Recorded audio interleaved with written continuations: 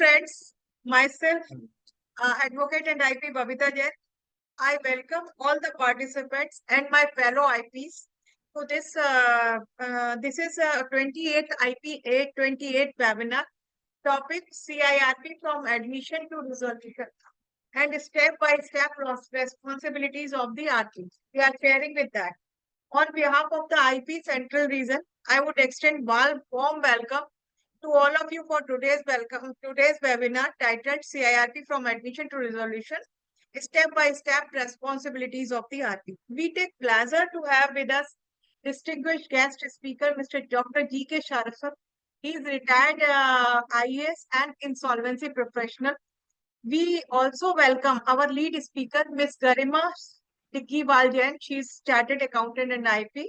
Your presence and experience in the field will certainly add the immense value to today's seminar, and we will certainly use to learn a lot in this. As you are aware, IPNet is hosting now 28th webinar series. These are being periodically being organized under IPNet umbrella, the National Network of Insolvency Professionals. Now, without going further, it's my pleasure to invite Tina Saraswat Pandey. She is IP Regional Head of Central Zone to deliver formal welcome address.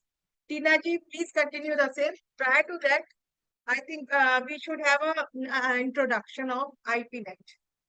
Please. Yes, good evening, everyone. I will first play introductory video of IPNet. Thereafter, I will continue with my welcome address.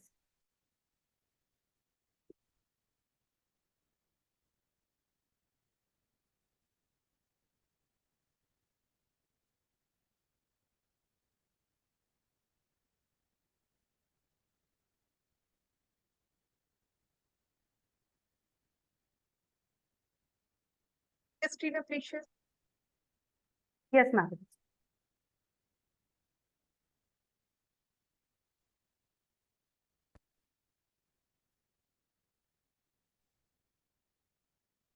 Bankruptcy, professionals need more than just knowledge. They need a strong network, continuous support, and a unified voice. As the challenges of the insolvency profession grow, so does the need for a platform where professionals can come together, share their experiences, and find collective solutions. That's why IPNet was formed. Promoted by Transition, IPNet is more than just a network. It's a mission to unite insolvency professionals across India, empowering them with the tools, knowledge, strong leadership, and community support they need to excel. Our purpose is simple: to create a cohesive community of insolvency professionals that stands strong together, advocates for their interests, and drives excellence in every aspect of the profession. At IPNet, we believe in continuous learning and collaboration. Our activities are designed to ensure that every member stays ahead in their field. From specialized study groups that dive deep into critical topics like CIRP, compliances, and many more, to webinars and workshops that bring the latest insights right to your screen, IPNet is your gateway to professional growth. Backed by Transition, a leader in insolvency training and resources, IPNet is committed to promoting the interests of insolvency professionals. Our goal is to ensure that every IP, no matter where they are, has access to the best resources, strong leadership, and a network that truly understands their needs. Join us in this mission to build a stronger, smarter, and more connected community of insolvency professionals. Together, we can overcome challenges, shape the future of the profession, and make a lasting impact. IPNet, National Network for Insolvency Professionals in India.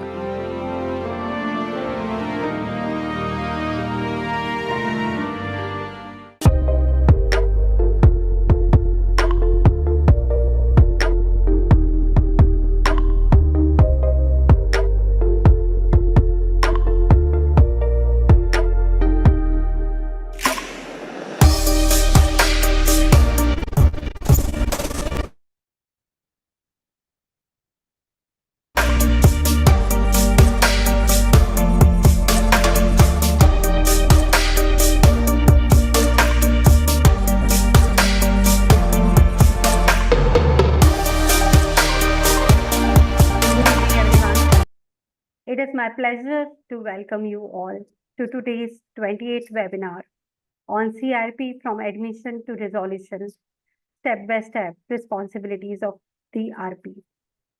It is important to mention this is the first webinar of IPNet Central Region. We are privileged to have Dr. G.K. Saraswat, retired IAS and insolvency professional, as a guest speaker. And also, we are delighted to welcome Ms. Garima Bigiwal Jain as our esteemed keynote speakers. A special thanks to Shri Ashish Makhija ji, President of IPNet, for his visionary leadership in shaping this platform. The membership link is available in the chat, and we look forward to have all of you with us. IPNet has become a vibrant community for insolvency professionals across India, fostering continuous learning, collaboration, and professional growth. We are committed to supporting IPs through expert-led learning initiatives like webinars and study groups, practical guidance on IBC-related challenges, and a dedicated member portal offering comprehensive resources. For those who are already a part of IPNet, thank you for your support. For others, I encourage you to join this dynamic network. Membership details are available in the chat. Thank you for being there. Let's make this session insightful and rewarding. Thank you. Welcome, you all. Over to you, Madam Babita. Thank you, Tina ji. I just briefed the profile of our chief guest, Dr. G.K. Saraswat sir, retired IAS. Today we take pleasure to have Dr. Saraswat, retired IAS and insolvency professional, High Court advocate, and he is based at Indore. Dr. Saraswat is a qualified independent director as well. Sir, Dr. Saraswat has an experience of more than 36 years in government services, having experience as a district collector in Vidisha, Sioni, Guna, Mandsaur, and also presided district collector board for bank recovery cases. Also, and there are under SARFACI, district admin coordination committee, district lead bank committee of bankers to monitor their financial health and NPA. Sir, at the time of retirement, sir was the IAS secretary to the Honorable Governor of MP. Dr. Saraswat is multidisciplinary experienced administrator, professional, having qualified as having qualification of MSc Physics, MBA, MCA, MBA, LLB, PhD, MGMT, and PG HRD specialization in HRD, PGDFM specialization in financial management, PGDMM specialization in marketing and management, and completed his PhD degree titled as a degree in HRS climate in selected industrial organization. Last but not the least, he has been a registered insolvency professional since 2017. Sir has also worked as an insolvency professional and completed all his assignment with timely and with maximum recovery to all the creditors. Dr. Saraswat has very successful career as an administrative officer with an experience of more than 26 years. We take pleasure that government of Madhya Pradesh has given him an award for his work in excellence in health sector. He has been delivered lecture as trainee in IQ IAS officers in Mansoori / Lucknow. Now, sir, we delighted to have today you, and I welcome you on behalf of the IP Net Central. Sir, over to you, sir, please.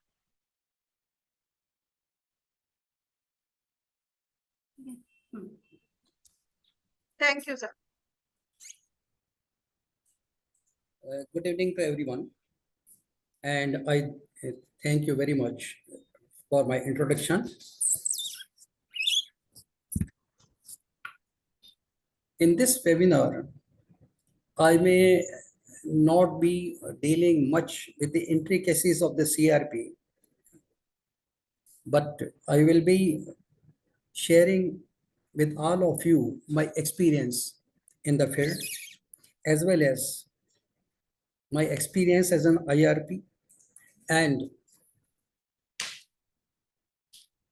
as everyone knows the collector has to deal about more than 200 acts and legislations. So we have a vast experience, a legal experience.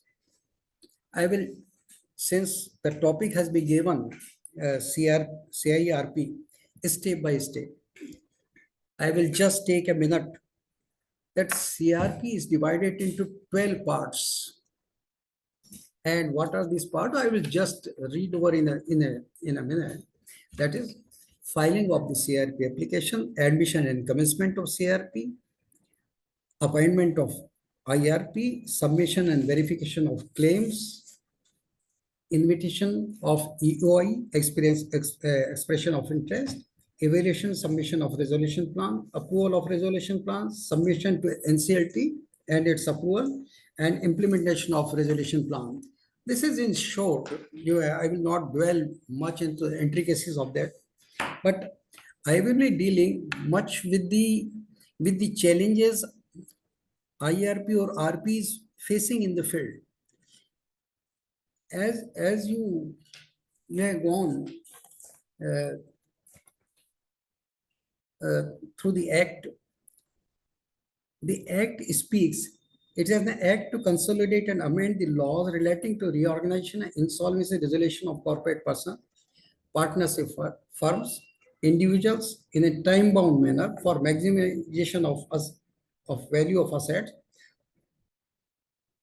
and to promote entrepreneurship, balance of interest of all the stakeholders, and also to look after the governmental interest also.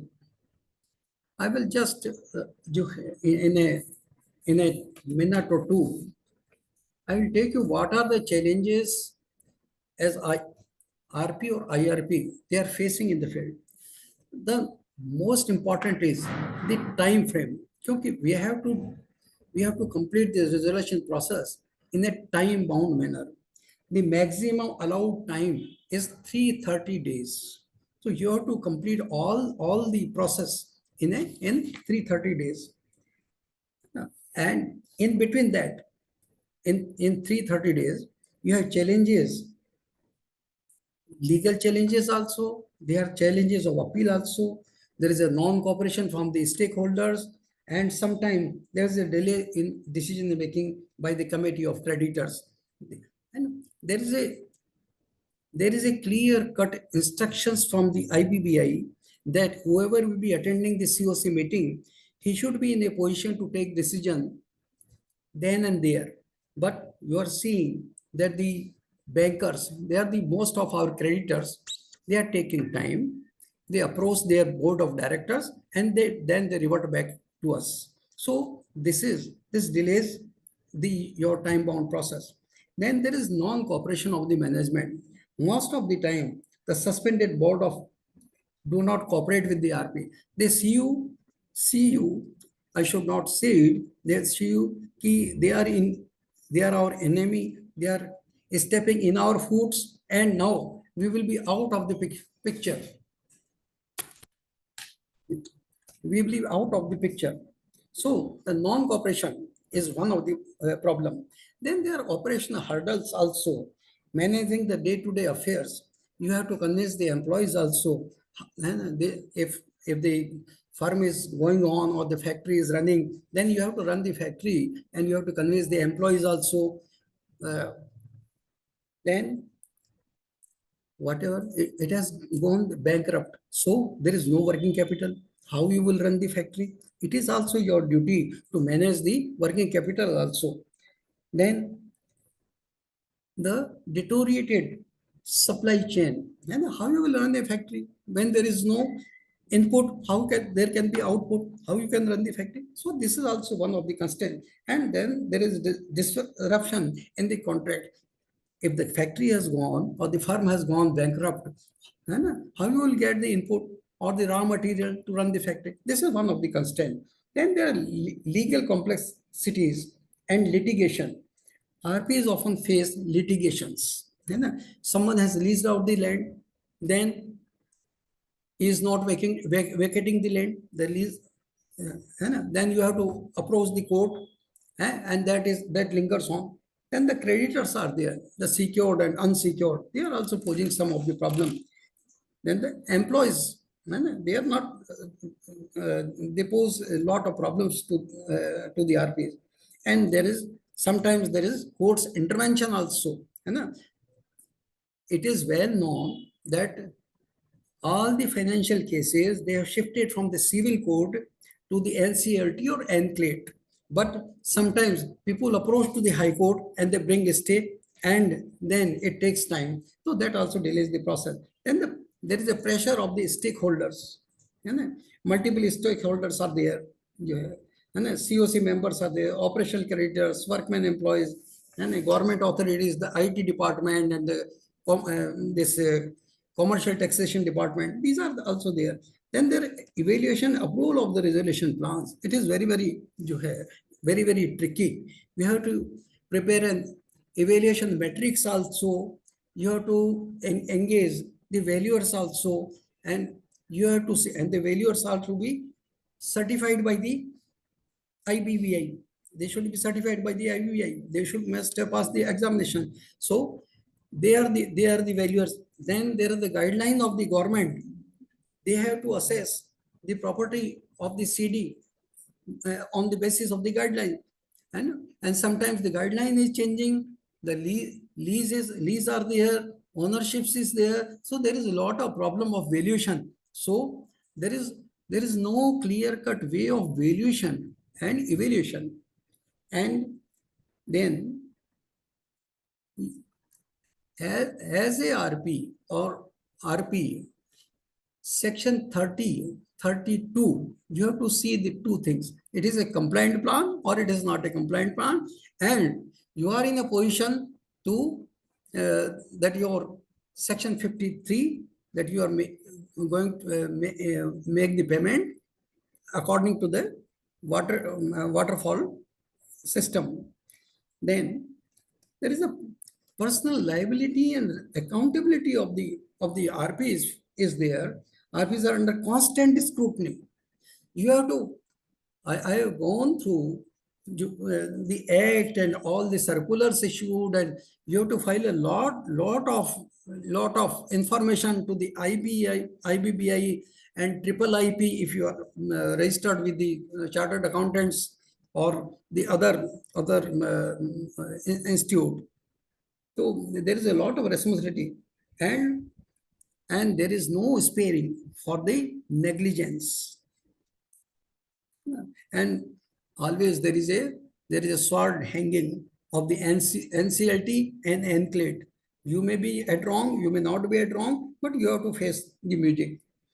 Then there is the most important thing the RPs are facing in the field. Always you are fine. The suspended board of directors never hands you over the accounts to you.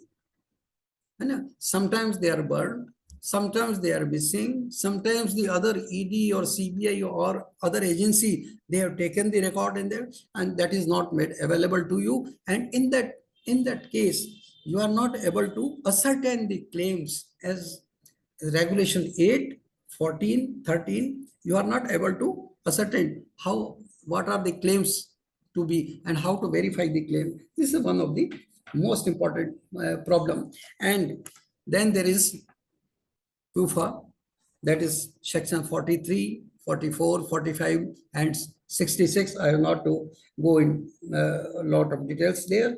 Then what you are required of, you are short of a skilled person. You are handling a lot more than what is expected out of you. You want an accountant who can verify the claims, who can prepare a balance sheet, who can write your letters, mail it, and so there are a lot of things to be done. So there is a lack of a skilled person, and every time you have to take permission from the COC. That is very, very difficult. Then there is a financial constraint also, and many RPs, I should not say, And most of them, they have newly joined, so they will acquire knowledge in time to come. Now I'm dealing with a very important question, which may be chasing you from the very beginning. And that is the most pertinent question that I am I'm expected to tell you and explain you. Key the process of CRP is very complex. The job is unending job. It is to be done in a time-bound manner. Then how we are safe? Who will save us? What are the safeguards for us? This is the most important question. I may recall you, if you have gone through the Act, there is section 233, which speaks, which very much speaks. What is it speak? That the protection of any action taken by RP in good faith, there is a protection for you. And it is very important question. You will always keep in mind. It is not only for you. It is, and you will be telling. In 233, it is well written. RPs are public servants. Then the question will come to your mind. Are we having the protection of Constitution, Article 311, which the public servants are having? Yes, we are having to a limited purpose. What are the limited purpose? That I will tell you. So, just section 233 is very important. Every RP should keep in mind. And it is not only the RP for which this section is there. Whoever is dealing with the election, you always will be seeing the election. That the election starts, no one can go to the court. No one question the validity of anything done during the court, during the election. He can only approach to the election, High Court or Supreme Court only after completion of the election. Why it is so?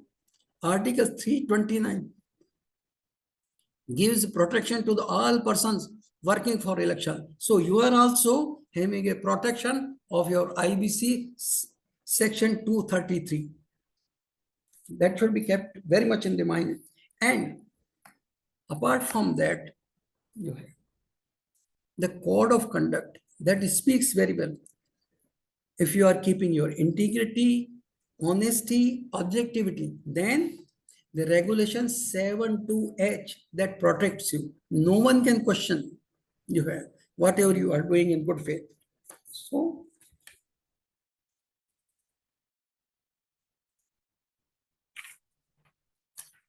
So section 233 protects you against the civil liability and the criminal liability. No criminal action can be taken without the permission of the central government. If anyone takes files an FIR or approaches to the police, nothing can happen to you. Now, there are judicial safeguards also for you. I may remind you, and if some of you are there, you may note down that there are key observations of the Supreme Court. In Swiss Ribbons case, Swiss Ribbons versus Union of India, the Supreme Court has told that IRPs and RPs act as facilitators. They are not adjudicators. They are facilitators only. Hence, they must be protected from unwarranted litigation. This is in Swiss Ribbons case. Then there is second case is also, which should be kept in mind. Alok Kaushik versus Bhuvan Madan held that RPs cannot be blamed if they act as per the law and directions of COC and NCLT. You are not responsible for the acts of the COC, for the acts of NCLT. You are simply the facilitators. Nothing more. Excuse me.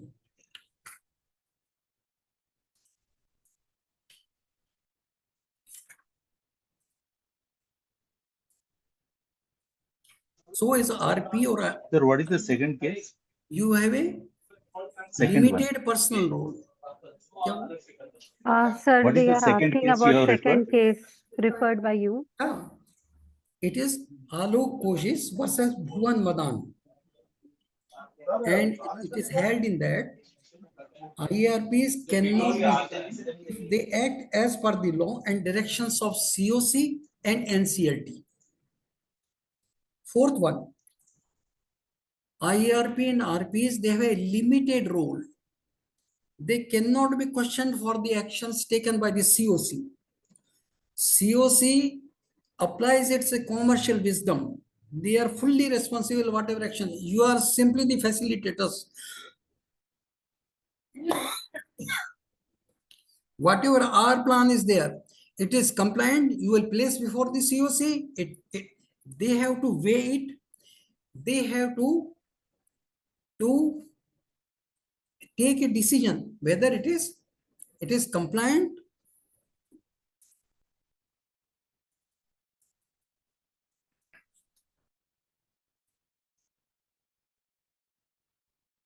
Then IRP and RP, they can appoint professionals for their support. And the sixth one is, as the section regulation 33 and 34, your cost is bound to be reimbursed. It cannot be whole. Now, apart from this, Constitution has given protection to all the citizens of this country, and IRP and RP, they are also the citizens of the country. So, Article 14, what this Article 14 says, equality before law, ensures IRPs have the right to fair legal proceedings. Now, no action can be taken against you without hearing you, without giving you to explain the things. And then is Article 19(1)(g). What it speaks? Right to practice any profession, giving legal protection to act without fear when following law. And then there is Article 21. What it says? Right to life and liberty. And that safeguards from arbitrary prosecution. Many of our fellow IRPs, RPs have faced legal action, but they have come out without any blaming. Now, one thing I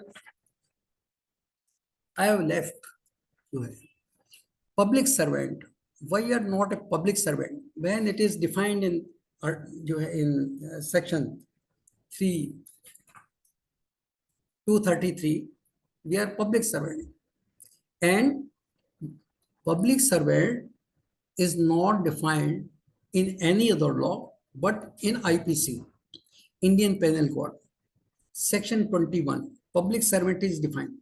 Who is a public servant? A public servant is that who draws salary from the government. Though we are not salary from the government or getting remuneration from the government, we are appointee of the NCLT. So we are public servant, but for a limited purpose. Why for? And you will be telling the IPC has been replaced by the Bharatiya Nyaya Sanhita. The Article 21 in Bharatiya Nyaya Sanhita, it is 74, and all the wording of 21 and 74, they are same. I will just tell you, every person who is in the service or pay of the government or remunerated by fees or commission for the performance of any public duty by government, he is a public servant. So according to this, we are public servant. We have protection of Article 311 for a limited purpose, for civil liability and for criminal liability. And we have three types of protection under this. What are these three protections? protection under laws related to bribery or corruption, Prevention of Corruption Act, we are protected under that. Invoking penal provisions, obstructing their duties. If someone obstructs your duty, in the IPC, there was a section 353. You can approach and register a case for infringement of your duty or derailing your duty. And so that was also there. And when you are acting in good faith, no action can be taken against you as your section 233. But only one major difference is there, which differentiates government servants and public servants as we are, as IRP or RP. And that is, we are not drawing our salary. We are not on the payroll of the government. So we are not the government employees. That is clear. You heard.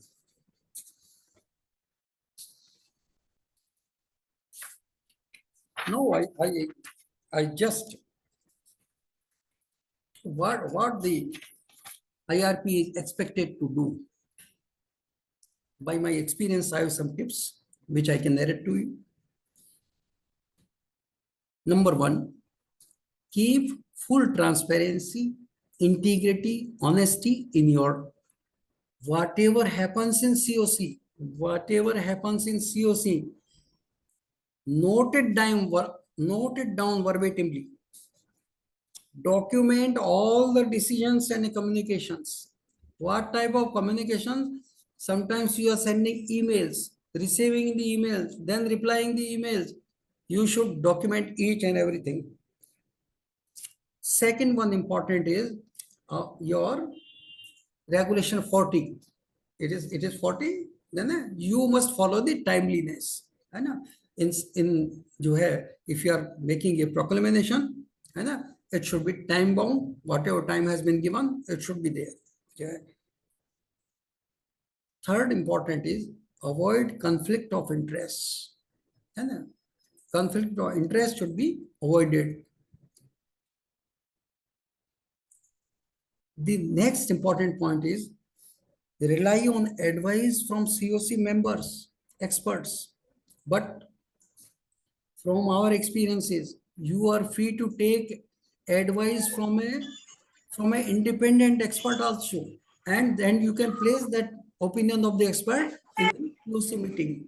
So you are not bound that whatever the COC is telling, you should take it verbatim. You can weigh it, judge it, and then decide, and you can refer to the expert also.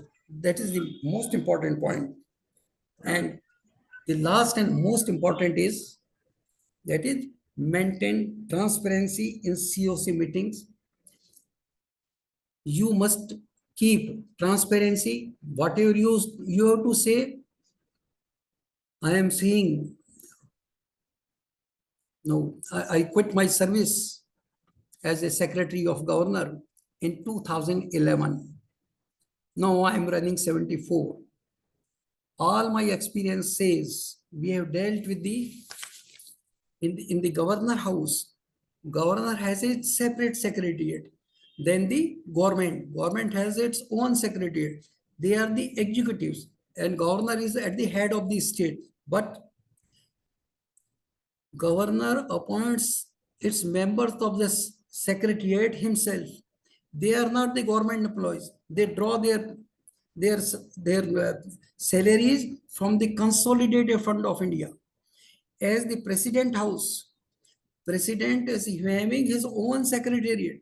They don't rely on the government. They weigh all the judgment of the government at their own level, and then they refer it back.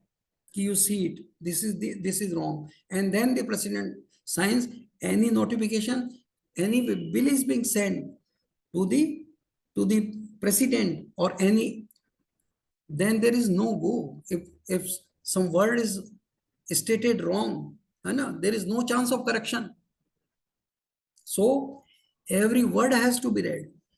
So I have to say only this thing, that whatever you write in the proceedings, recording your minutes, you go through it 3 times. Whatever wording you are making in your minutes, that is the only thing that will save you. This is all I have to say to you. I think I have made many of the things clear to you. If any question you have, then I can answer you.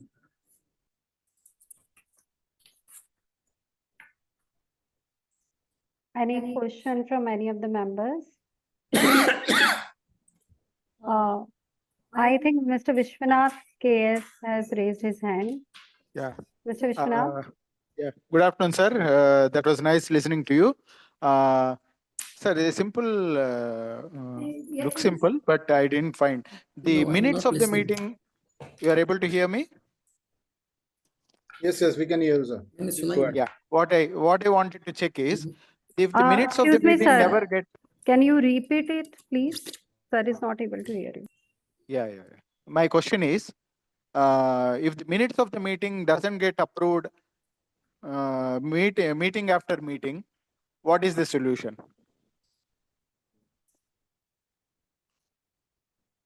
Sir, Ideally, in the next meeting, it should get approved. We present the minutes within 48 hours latest, and there is ample time for the next meeting to get convened. And even then, beyond 2 or 3 meetings, it just gets postponed. The one thing is the lack of seriousness of the COC. So what is the way out of this? Can we, at some point, can we say that this has been presented twice? So we can conclude that the minutes are approved. How do we? Can I ask you particularly what exactly is your question? Is there only one COC member or 2-3 COC members? Actually, in the COC, there is only one single member. So, in my particular case,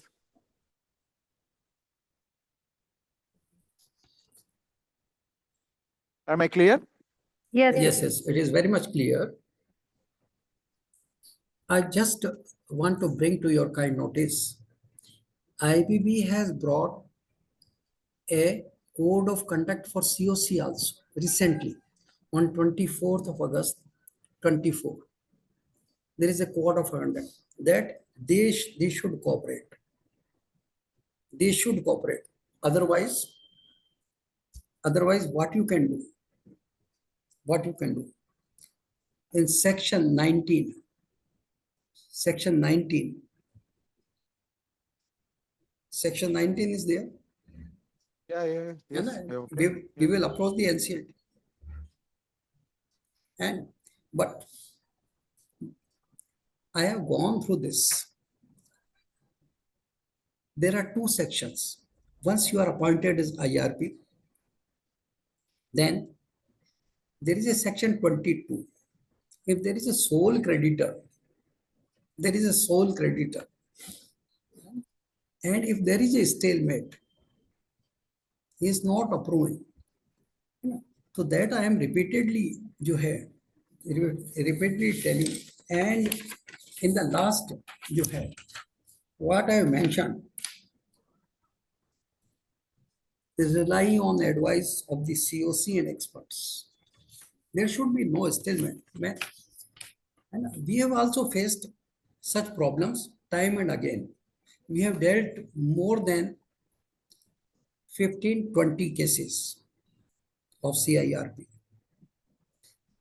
In case, what may be the stalemate? They are giving this advice. Okay. And you just tell them, we will take a second opinion from some expert. We have done that. And the ice has broken. But in case you have, it is time bound. You have to circulate the minutes. If they are not signing, recorded they are not signing, and we will submit it along with our report to the NCLT. Nothing can be done for that. But there is no provision in the regulations for approval of the minutes by the COC. That is also there. I wanted to say that also. Actually, I understand, sir. Sir may confirm it. whenever we send the minutes to the COC, in case whether we receive a mail or not mail, their comments, whether if we receive the comment, then okay, usually we incorporate in next COC meeting. Otherwise, the minutes deemed to be as approved. In case if we have not received any reply, email, and we will place the same before next COC meeting. And I do not want a specific approval is required. We usually take note of it. Otherwise, you just say me ki what are the objections to you. I understand that.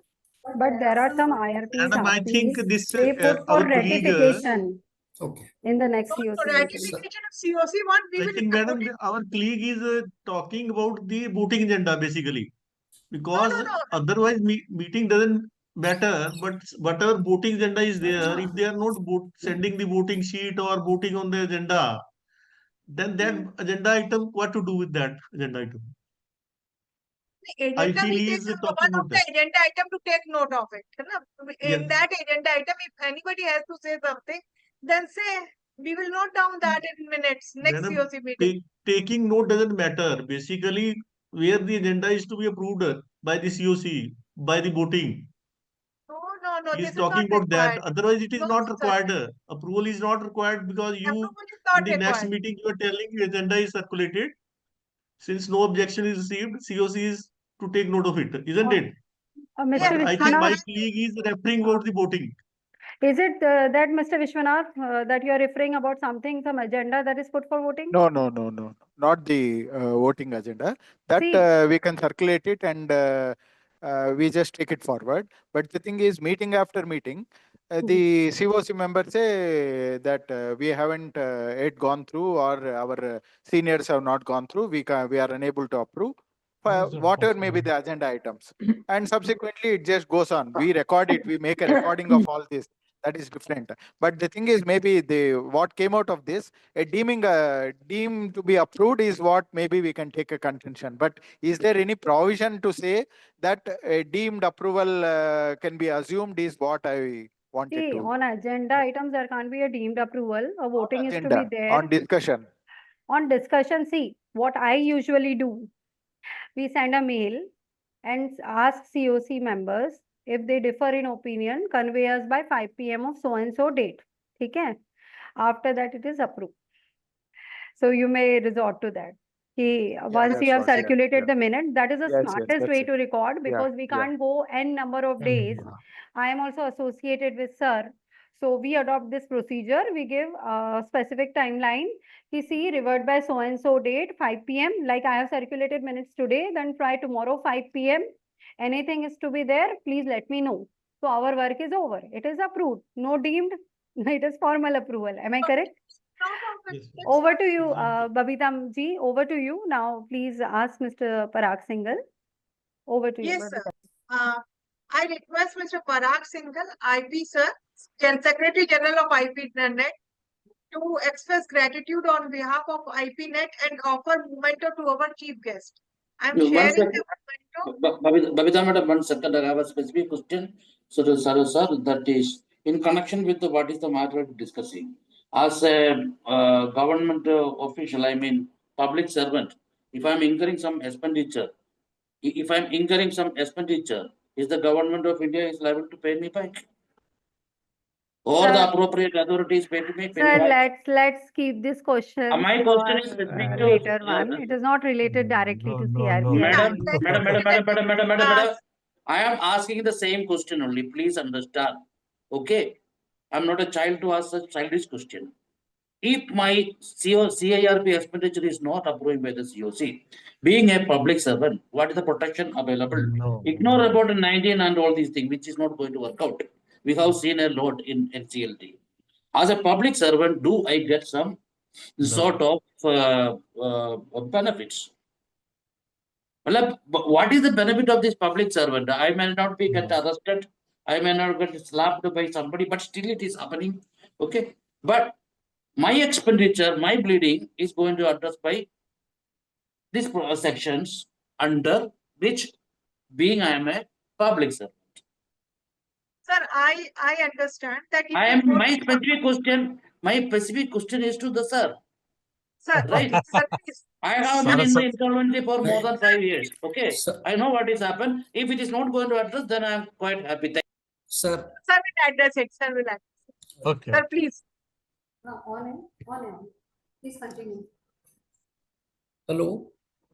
Yes, sir. Yes, Yes, sir. sir. Yes, sir. You are audible, sir. I understood his question as regards the remuneration.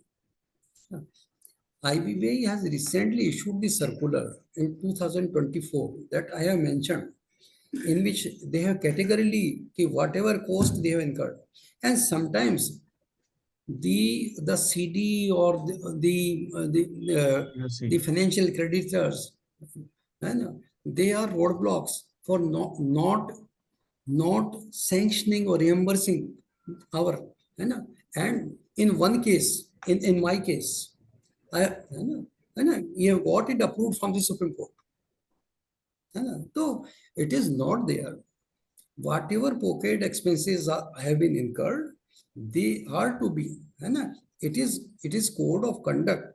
Whatever it is code of conduct for IPs also, it is a code of conduct for COCs also. That can be brought in question. It is not there. That so we can resort to that. And in my case, I got it approved from the Supreme Court also. There's nothing. Can we request you to share the case law, because then that can be referred to our Madam, COC members as well. I will share in chat box. Okay. Paragji. Sir, thank you, ma'am. Thank you, Tina ji. Thank you, Babita ji, for giving me this opportunity to extend my gratefulness and thanks to Dr. G.K. Saraswat, sir. Friends, I am pretty sure that Dr. Saraswat immense knowledge and experience, not only in IBC but also as administrator and advocate, has added huge value to today's webinar, especially sir's deliberation on the constitutional and judicial safeguards which are available to IPs in view of the stringent IBC and related laws. So we are grateful to you for the time and knowledge you have shared on IPNet forum, which is certainly going to help IP fraternity. I also extend sincere thanks for setting the tone of the seminar, sir. Please allow me to present a memento which is already there on the screen, sir. And I'm sure Tina ji will help in delivering this memento physically to the office. And friends, let me also inform you as I go forward. Saraswat sir is the respected father of Tina Saraswat Pandey ji.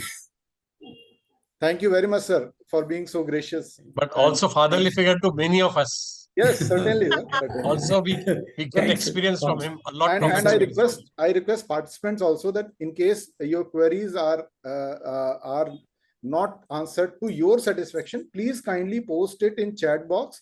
We will certainly give elaborate answer to that, and you can find it on the IPNet website which we have hosted. Please don't hesitate to put your queries on the chat box. Thank you very much, Tina ji. Thank you, sir. Thank you, Pahuja sir. Thank you, Saraswat sir. Thank you so much for being with us. Now I request Mr. Kishore Kumar Pahuja, IP sir, IP, that to introduce our lead speaker, anchor Ms. Garima Diggiwal Jain. Good afternoon. Good afternoon to all IPNet people available here. This is first IPNet Central webinar. We have for our speaker, Ms. Garima Diggiwal. It's my privilege to present her before you. Ms. Garima Diggiwal Jain, having more than 18 years of experience as a chartered accountant and an active insolvency professional and FSA valuer since 2020. She holds qualification of company secretary, diploma in forensic audit and fraud detection, registered valuer SFA, and is also a qualified independent director. She has a strong academic background and has been a gold medalist with All India 15th rank in CA finals and 4th rank in CS finals. She has handled early CIRP, personal insolvency, and liquidation matters in her name, and also provides support services to other insolvency professionals. She has the experience of working internationally also. She is a noted speaker and faculty with IIIP, ICAI, ICMAI, and also holds training sessions for financial institutions. According to the Insolvency and Bankruptcy Board of India, Ms. Garima is a member of the Institute of Insolvency Professionals of ICAI and is based at Jaipur and holds a valid AFA, authorization for assignment. Her extensive experience in taxation, financial management and consulting, and active involvement in the insolvency profession has established her as a distinguished international speaker and a key contributor to the field. I welcome Ms. Garima for this speech. All the best to Garima. Thank you so much, sir, for all such nice words and such a lovely introduction. Thank you. Garima, may I share PPT? Or Yeah, you I'm will share? sharing my. I'm You share. sharing it. Okay.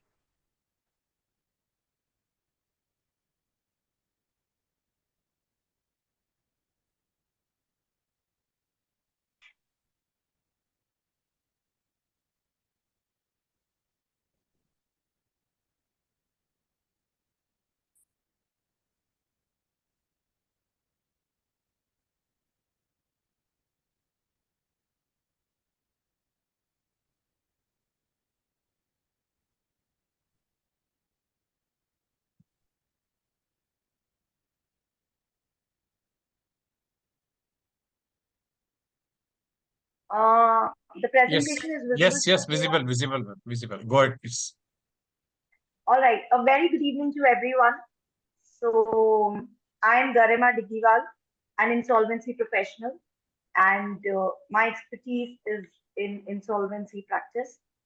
And I'm privileged to be giving my presentation after Saraswat sir. And so today, just to set the set the platform for the discussion today. So basically, I don't want it to be a monologue delivered by me.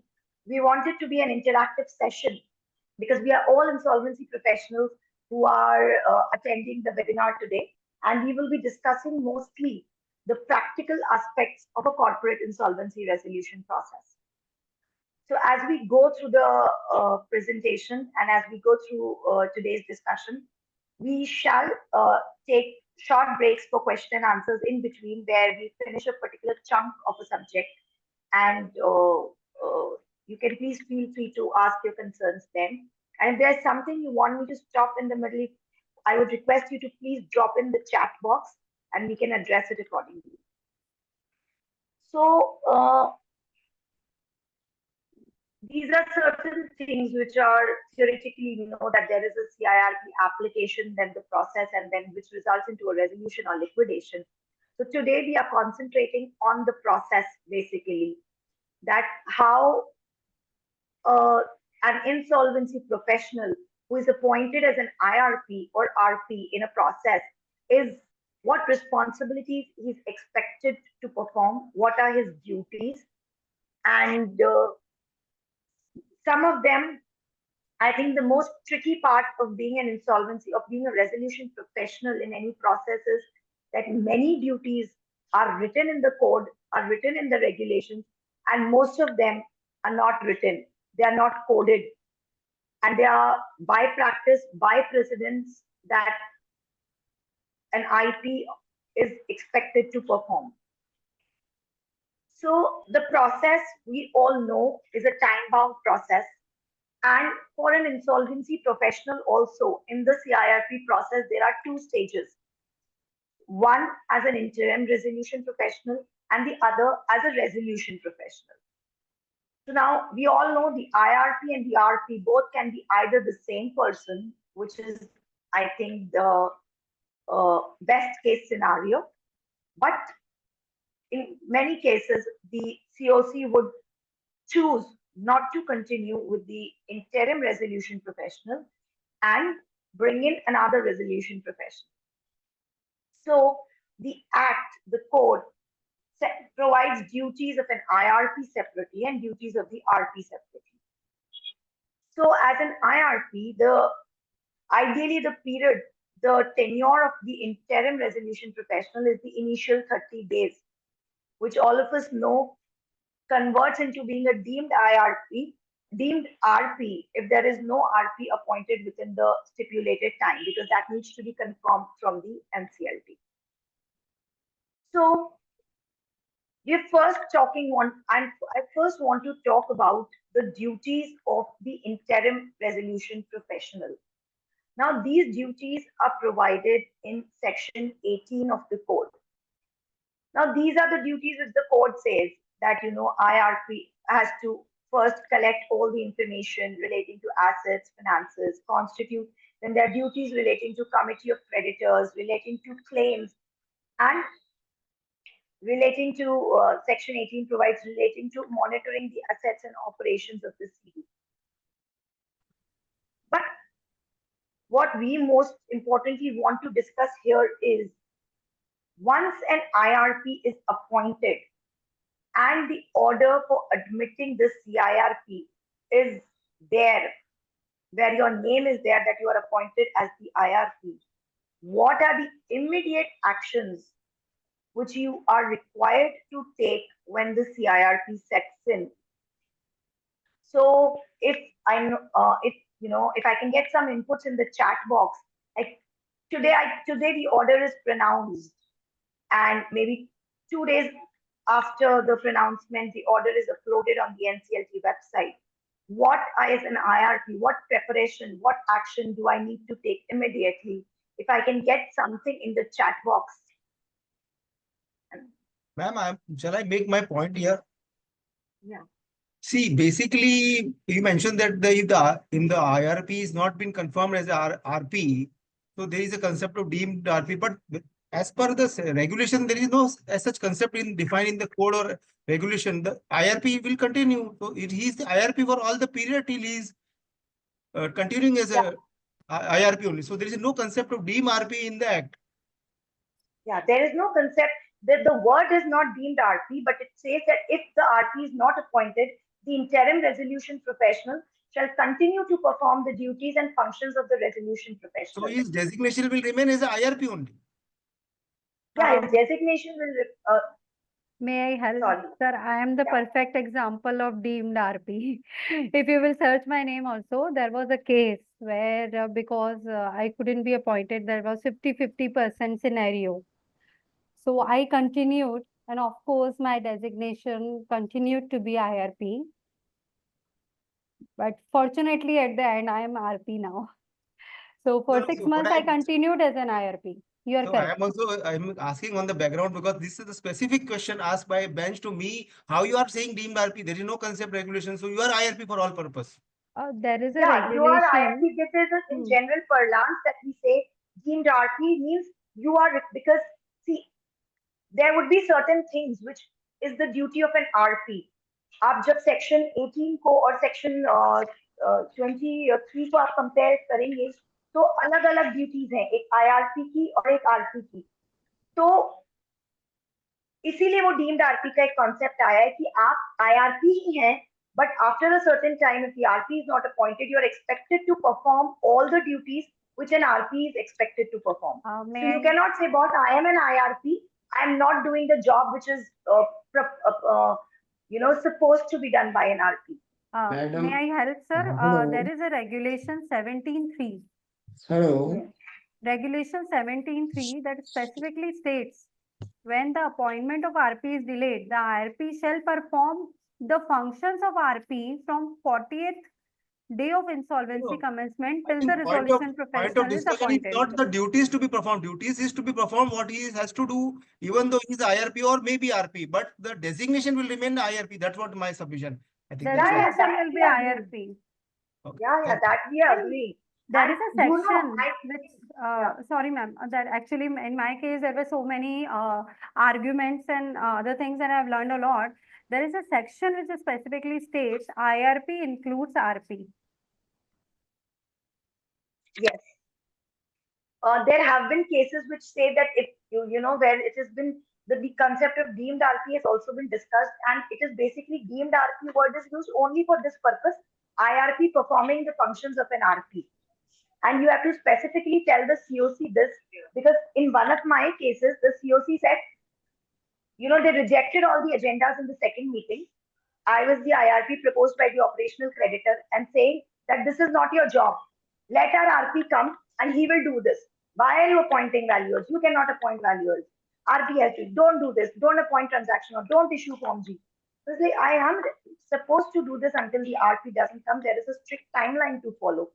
So we specifically incorporated in the notice where the appointment of chairman, RPS chairman is there. We specifically mentioned that in every notice and every minutes we mentioned that the IRP under Regulation 17 is performing the duties of the RP. Correct. And we wrote ourselves as interim resolution professional, and in bracket we wrote performing the functions of RP under regulation so and so. Yes. So that no one questions you doing your job, you working day and night to meet the timelines, and someone coming and telling you, boss, this is not your job because you're an IRP. So that was what I was wanting to say. Yes, ma'am. Thank you. You're welcome. So yeah. So yes. So the first thing that comes into our mind is public announcement. So obviously, yes. So public announcement we can do, and now the regulations say public announcement. My timeline is T+3, right? So, but my order is pronounced today. The order is uploaded after 3 days. How do I make a public announcement without me getting a copy of the order in hand? Without having a copy of order in the hand, that how do I make a public announcement?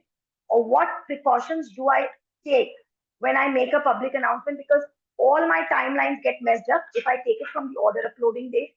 I cannot do it until I have the order in hand. So when I make a public announcement and it asks me the CIRP commencement date, so the CIRP commencement date can only be the date of the order. I cannot change my CIRP commencement date, but I have to specifically mention in the bracket that the order was uploaded on so and so date, or the order was received on so and so date, and we calculate the 3 days from this particular date only, because we also have to give time to the creditors to file their claims. We cannot have them suffer and give them a lesser time. So the initial 30 days timeline has to be calculated from the date of uploading of the order. Now, one more thing, जिसमें अभी recently एक disciplinary action का एक order आया था public announcement के cases. In fact, 2 issues which were found were, one was the IRP made a public announcement only at the place where the company had a registered office, which is not correct. Regulation 6 clearly says that we have to publish the newspaper at the registered location of registered office of the CD.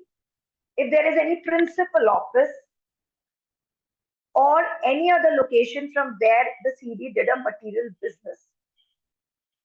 So now you just got the order. You came to know that you have become the IRP. So you have to figure out, So first you go to the MCA, download all the ROC data, all the data which has been uploaded on the MCA. Then you get a public domain due diligence for the corporate debtor. Like we use Probe services. So there is a website called Probe 42, wherein you put a company name and they'll give you all the documents, everything in relation to all the filings, all the litigation, everything in relation to that particular corporate debtor, particular company. So you immediately, as soon as you come to know that the order is pronounced, even before waiting for the uploading of the order, you get the MCA data and you get a copy of the due diligence report, so that you get a fair idea of where the operations of the company are happening. Like even, there are various instances where the company would have only a small unit at a particular place, but you have to make a public announcement in that newspaper, not only in English, but also in the regional language. And another order which the DC recently passed was a case where the RP published the public announcement, IRP published the announcement in a very small newspaper which hardly had any circulation. And the reasoning of cost cutting was not accepted, because the regulation specifically says that you have to publish the announcement in a newspaper with wide circulation at the locations mentioned there. So these 2 or 3 things have to be very carefully kept in mind while making a public announcement, and also the identification of an authorized representative. Yeah, so Sanjay Borat sir has sent an entire list of what all can be done.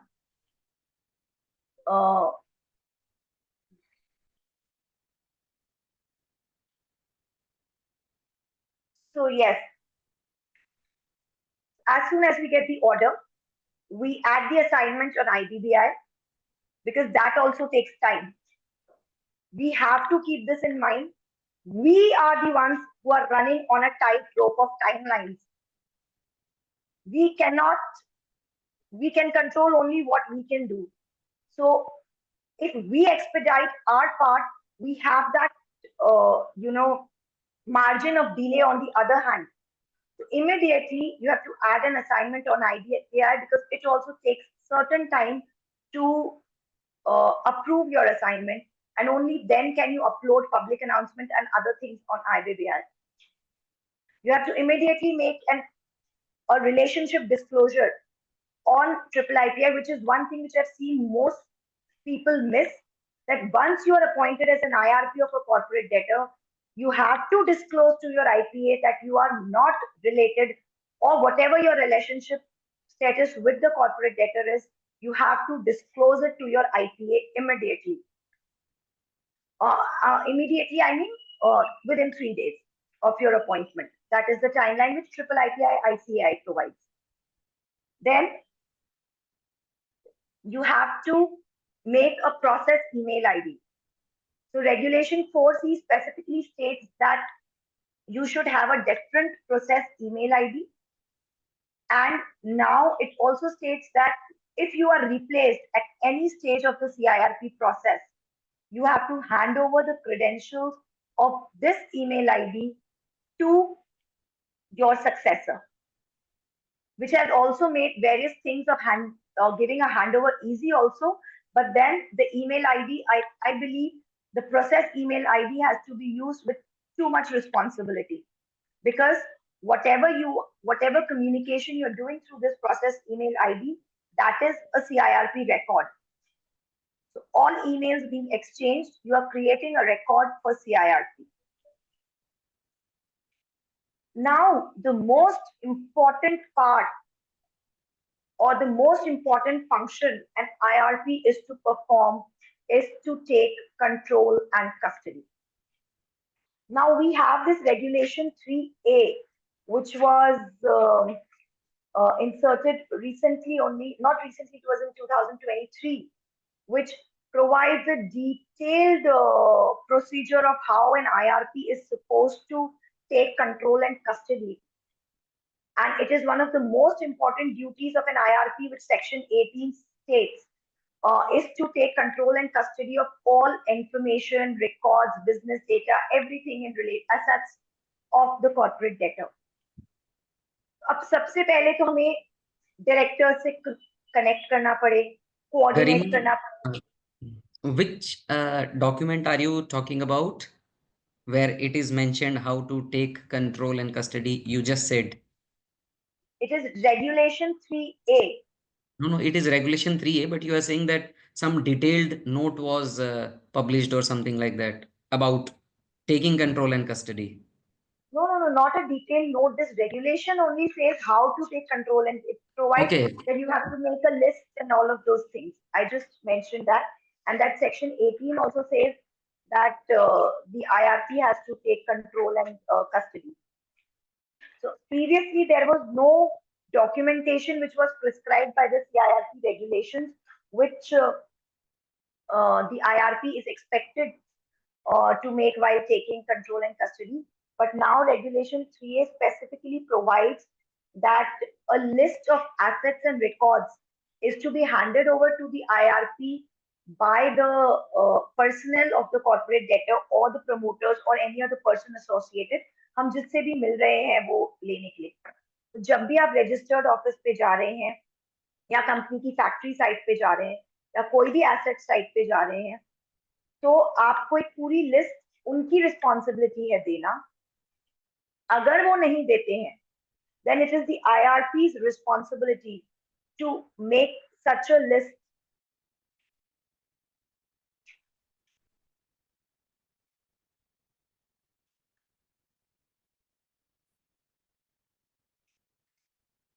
Is there any chat? Yes, madam, there is a question, but you continue with this, then we will discuss. One question is there only. Yeah. Okay, this is about the probe 42, I think. No, So there is yes, a question. He will CRP commencement date will be the date of order or date of uploading on the website? according to me, CIRP commencement date for all purposes has to be the date of the order. But only for the initial month's timeline compliances, because there is a delay, we can calculate it from the date of uploading of the order for the purpose of public announcement and up to the first COC meeting. And then later on, we have to adjust that time gap of 2, 3, 4 days, whatever is there going down. We have to adjust our CIRP calendar accordingly. But CIRP commencement date has to be the date of the order. But through precedence, because we do not have a copy of the order in hand, for the initial month, then there are strict timelines of claim verification, claim submission, COC constitution, and first COC. Until then, we can take the date of uploading of the order as the base time.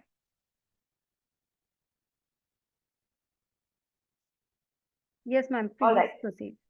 Yeah, so I was saying, so now the interesting part which has been brought about in regulation 3A is now the I think IBBI also knows that IRP is not going to get much cooperation in most cases where he or she is appointed as an IRP. So they said, see, if you get it, okay. If you get the list of assets and records, okay. If you don't get it, it is your responsibility to prepare the list of assets and records. Whatever is handed over to you, you prepare a list if they are not preparing, that what records they have given you, what assets you have taken control of, or whatever you have taken in your custody. You make a list, and then you also decide in whose possession such record asset shall be, such asset and record will be held. Like, for example, in the case of a going concern, there are various computers and various things you have taken control. You have, the board of directors is suspended, but because it's a going concern, the office is running, and maybe even the staff and everyone is coming, you may say that you're not taking them home. They're not in your possession that you're taking them. The possession continues to be at the registered office, but they are under your control and custody.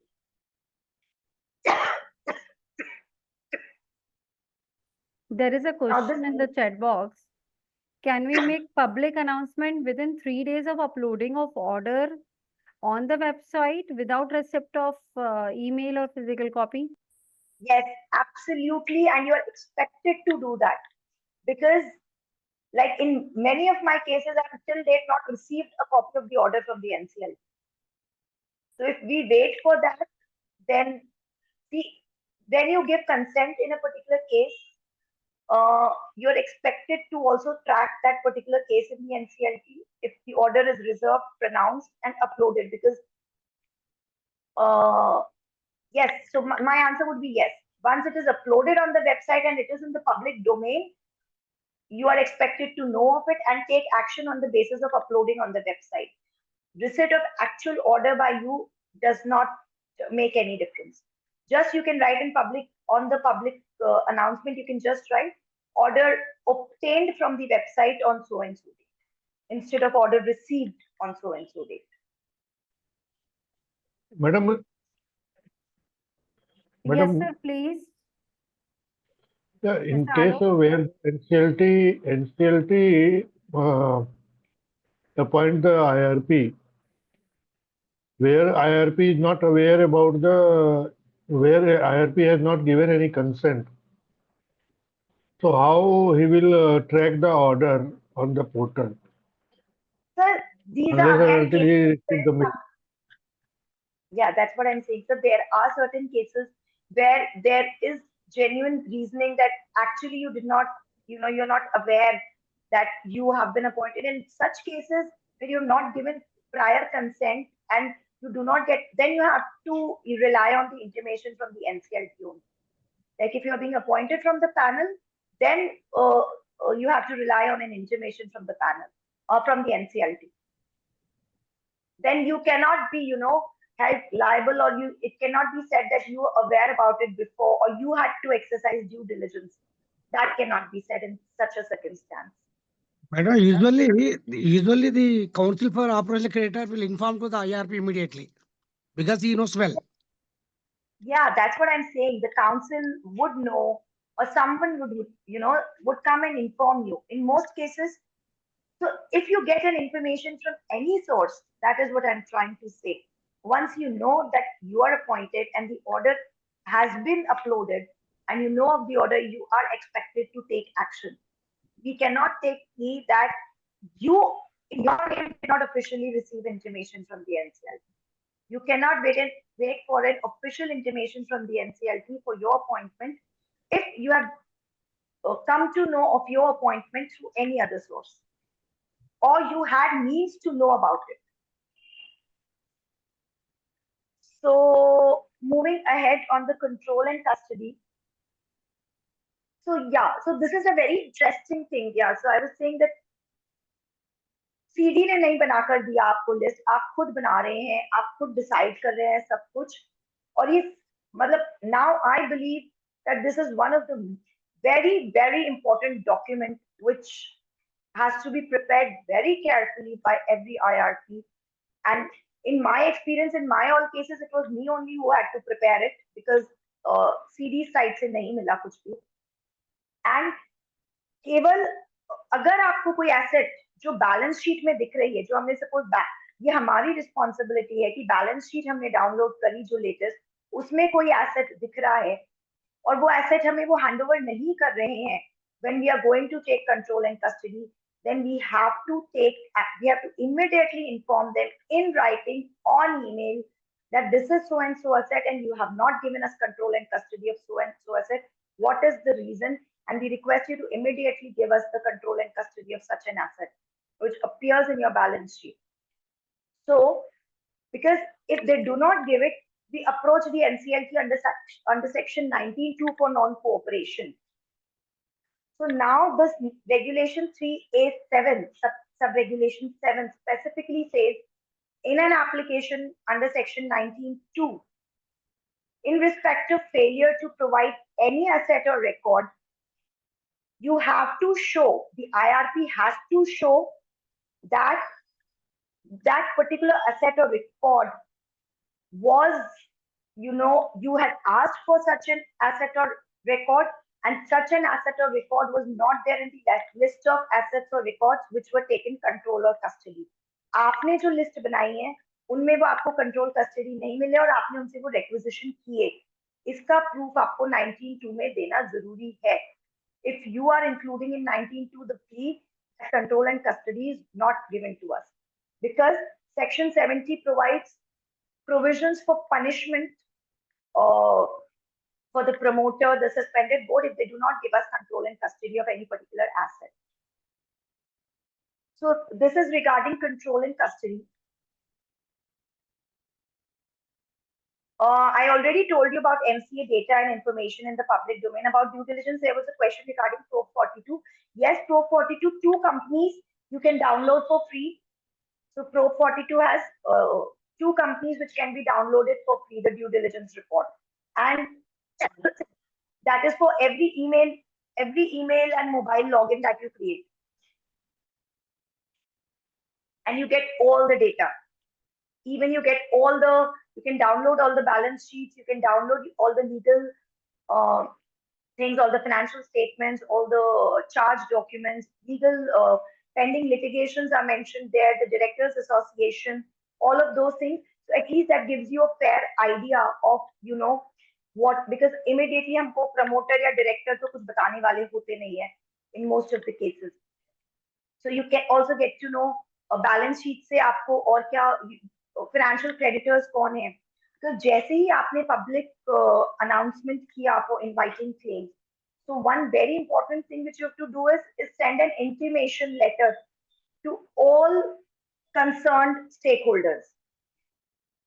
Now these stakeholders first are the creditors. Now creditors के लिए तो specific regulation है, regulation 6A, जो बोलती है जिन भी creditors की आपके पास information है, आपको उनको intimation letter भेजना है, और इस intimation letter में हमें क्या भेजना है?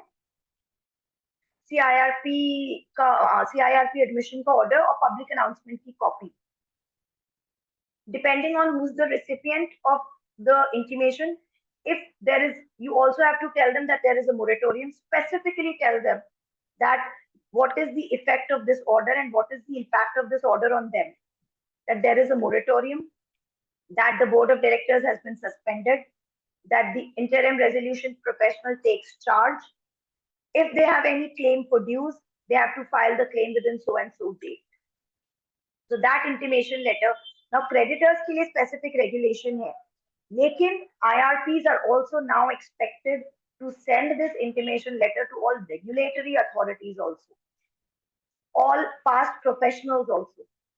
आपसे NCLT, आप Form H भी जब भरेंगे तो एक Form H में specific requirement होती है कि PF डिपार्टमेंट को intimation कब भेजा गया, इसको कब intimation दे, तो आपको सारी रेगुलेटरी अथॉरिटीज में कौन कौन आता है, ROC, जो भी concern ROC, RD, GST department, आपको GSTIN सर्च करके GST डिपार्टमेंट को भेजना है, income tax department, PAN number से you have to find out the circle, know your AO use करके you have to find out the AO and send an email to them.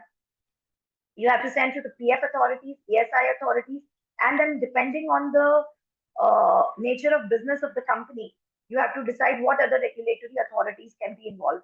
You have to send an email to auditors, the last statutory auditors of the company, asking for accounting backup, asking for all the data which they have as auditors of the company. You have to send intimation to the financial creditors and all other creditors. Then intimation to the banks, which is most important. To send an intimation to the banks, and banks को हमको in addition to what I said, we have to tell them, सबसे पहले तो discover करना कि bank account है क्या. अगर आपको पता चल जाता है लास्ट बैलेंस शीट से, तो उन्हें तो जरूर ही भेजना है. एंड उनको हमको एडिशनल इंस्ट्रक्शंस जो देने हैं वो है immediate debit fees and change of authorised signatories in the account. That is, ये सबसे ज्यादा इंपॉर्टेंट है. उनको हमें बताना कि अब आप इमीडिएटली आप इस अकाउंट में कोई भी डेबिट ट्रांजैक्शन नहीं होना चाहिए, बिकॉज अगर कोई डेबिट ट्रांजैक्शन हो गया तो देन हमको बाद में उसके लिए we have to take efforts to get it reversed because of the moratorium effect. And if again this process takes time. So one very common mistake which I see which is happening in CIRP processes is IRPs using their personal accounts for payments of CIRP costs, which should, in my opinion, be absolutely avoided. IRPs should not use their personal accounts for any transactions of CIRP. Immediately, अगर आपका जो bank account bank CD का है, अगर आप authorise signatory change करवा पाते हैं तो आप वो करवाइए. अगर वो नहीं हो पाता है within a reasonable time, you should get immediately a CIRP account opened in another bank. And also, whatever amount has been proposed to be paid to you by the NCLT should also be transferred to the CIRP account. You as an IRP and everyone should raise an invoice in the name of the CD, and then payments should be made from such a CIRP account after deduction of TDS. You have to comply with all regulatory, you have to make all regulatory compliances. That is one of the foremost duties of an IP. आपको अपनी fees भी अगर निकालनी है तो आप उस पे TDS deduct करके then you have to pay your fees, and you have to file regular TDS returns. All CIRP costs to be paid from this CIRP bank account. use Is of it mandatory, ma'am, to open the separate account for CIRP expenses? No, that's what I'm saying. It's not written anywhere in the regulations. It is a good practice which I am saying should be followed.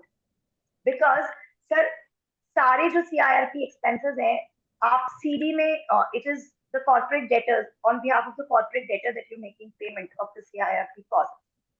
And corporate debtors being private limited companies, you should be deducting tax on professional payments above 30,000 or other TDS compliances also have to be made. Then there is GST. Can I make my point only? There,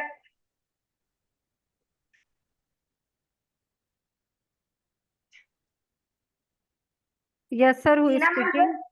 Yes, Tina, yes. Who ma'am, is just speaking? remind me of time if I just No, no. We let me have sufficient time to address the queries. just let me Please, know if sir. I lose time. Can I I think raise the point, ma'am? Mr. Pamecha was speaking.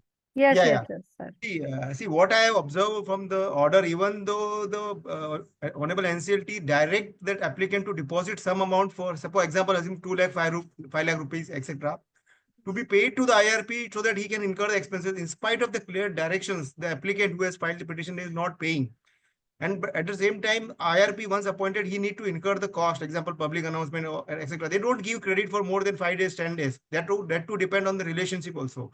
So RP, one hand, he is not having money also. The applicant is not paying, the COC is also not paying. At the same time, he has to incur. So in that case, the personal account is required. And I think in my cases, I mentioned categorically in my minutes also, okay, I have need to honor to the vendor. So in that particular situation, after mentioning in the minutes, we can pay it from the personal account, because later on the COC or the other RA or whatever he is, they have to be reimbursed. So for every such a payment, I cannot go to the opening separate accounts.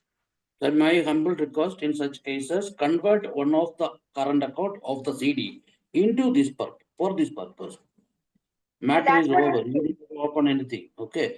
Just convert one of the account under your custody for this type of activities. In that account, fund has to be given by IRP only, no? But sir, Sir, for the time being, we have to mitigate all the expenditure. That's what If I'm you saying. wanted The to first close, step to be taken is to change authorized signatory in the existing current account. But that is not also so simple in many cases. But Like there is no fund in that account only. There is a zero balance. Yeah, there is no fund. So this is a typical case. See, sir, वैसे तो ideally an IRP is not supposed to meet CIRP costs out of his own pocket, right? So if fund is not being paid to you from the as per the order, if within the time limit prescribed, we should immediately go to the NCLT again that the order is not being complied with.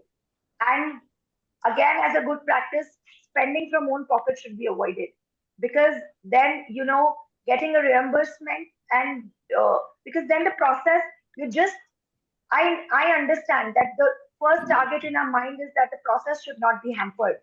Correct. So my view is entirely different. If you want to be a successful RP or IRP, you have to pump money from the pocket. Yes. Nobody is going to give you the money. If you want the cracked nut, spend the money.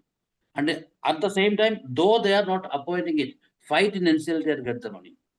So first we should approach the NCLT and only incur costs from the pocket, which is absolutely necessary to run the process, without which the process would be halted. Only such expenses should be incurred, because there are most expenses are those in which professionals or agencies are involved. So on the basis of relationships, we can hold their payments, or where we know there is such a situation, we can make appointments only on such condition that payment shall be made once the COC approves or once funds are available. And is there any provision in the regulations or the code for payment of the CIRP caused by the COC? Yes, sir, there is. See, if we do make appointment regulation 31A. Which regulation, ma'am? It's I think very difficult proposition, because if we can ask our vendor to hold for at least 6 to 8 months to get the funds, then there will be no service given by them. So in that case, RP, how can run the function? So in order to run the RP, he has to fund it. And later on, he may file an NCLT. It will take time to adjudicate also. So some money is has to be put. included in this process a Yes. lot of See, times. देखिए sir वैसे भी CIRP तो हर CIRP एक अलग Bollywood movie की जैसी है जिसमें सारे किरदार आपको उस पिक्चर के हिसाब से आपको उनका क्या कहते हैं उसको आपको चुनने हैं उस तरह से स्क्रिप्ट बनानी है. So there is no predefined script for any CIRP, right? And let What me we add are on one talking more of thing. is general Madam, practice I and will the add on best one more practice. thing. One more thing. In most of the CRP cases, there is a debit freeze of the departments.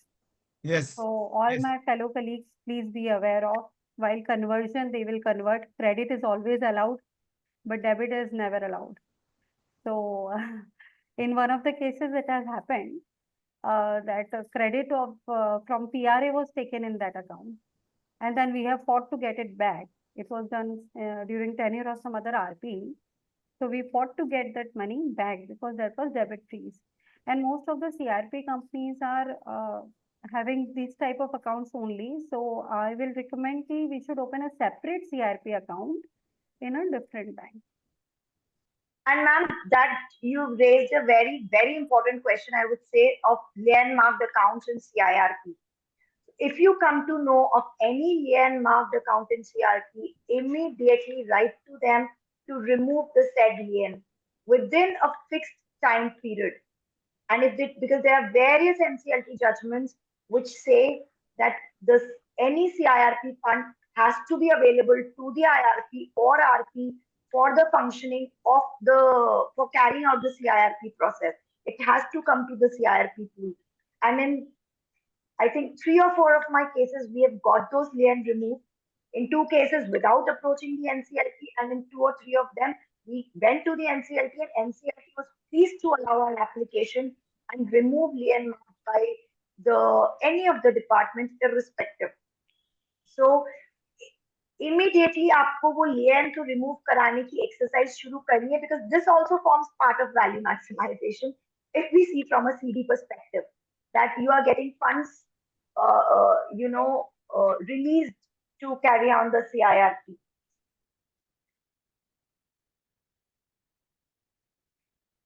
Now, generally, we need not to panic. Most case where financial creditors are banks and the company is having assets, you don't worry. Even if you spend the money and it will get, though the resolution is not approved, but still around the way we have the ways out. So see that when you are pumping money, ensure that the CD is having assets. so I think someone asked the question about where is it written that COC shall contribute to the CIRP because there is this regulation 34B, which is for fee of IRP or RP, sub-regulation 5, which says that the fee may be paid from the funds available with the corporate debtor, contributed by the applicant or members of the committee, and or raised by way of interim finance and shall be included in IRP costs. And there have been various judgments also now. There are various judicial precedents which say that where the CD does not have any funds, then it is the COC which is responsible to contribute towards the CIRP cost. The only issue comes in where the COC was initiated with malicious intent, and the CIRP was initiated with malicious intent, which are a couple of cases which are going on in NCLT that after resolution plan being approved by the COC, the NCLT has passed a detailed order vitiating and ending the CIRP process after even a resolution plan was approved by the COC on the application of ED, and they were able to prove that the CIRP was initiated with a malicious intent, and in that case, the COC is not contributing to the CIRP cost, and that case is still going on.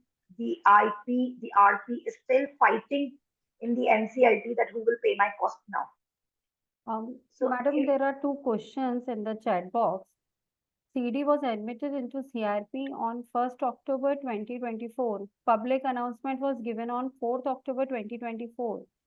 Funds were transferred from CD's account on 3rd October 2024. Will the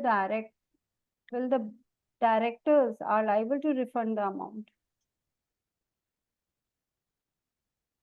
Yes. One more question is there. Can an IRP open CRP account without approval of COC? Yes, absolutely. This is part of your duties. आप ये ध्यान रखिए, IRP, RP हमें हमारी duties करते जानी है. Whatever is your duty, you have to perform it, whether the COC approves of it or not approve of it. And for your duties, like आपको control and custody लेनी है. अगर COC मना कर दे कि नहीं नहीं नहीं आप मैडम अभी रुकिए थोड़ा, अभी हफ्ता 10 दिन, अभी वहाँ पे हमारे सिक्योरिटी गार्ड लगे हुए हैं, ये है वो है, you can't wait and say अच्छा ठीक है. Whatever is your duty has to be performed in accordance with the timeline provided under the CIP regulations report.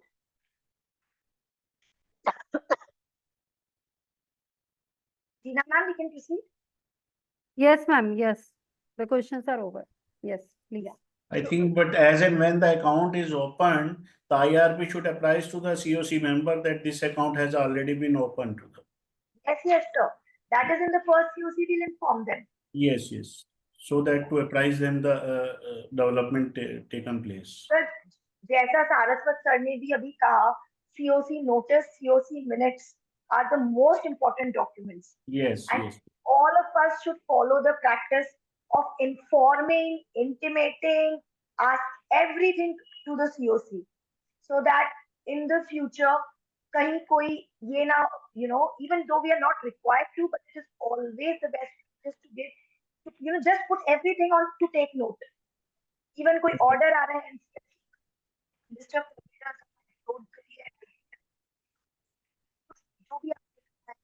Anything you have to take note. Just put the order up here.